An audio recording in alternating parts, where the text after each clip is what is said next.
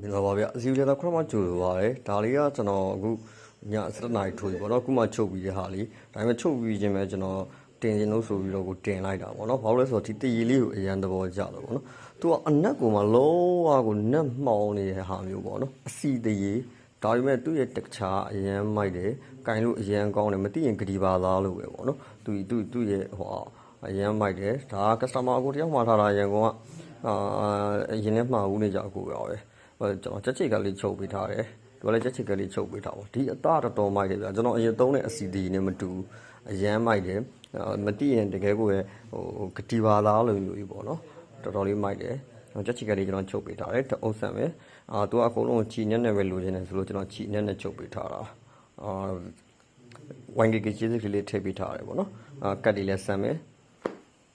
တော်မိုက်တယ်ဗျာတော်မိုက်တယ်ဒါကျွန်တော်ညမလို့တာနည်းနည်းလေးအလင်းပြန်နေလို့ပါပေါ့နော်သူ့ရဲ့ဟွာကြီးကဟိုအပြစ်မှတွေ့ရတဲ့အယောင်ပေါ့နော်သူအနက်ဆိုတာတကယ်ကိုဒါမှနက်မောင်းနေရဆိုတာဒါကိုပြောတာပေါ့နော်ခြေသူပါ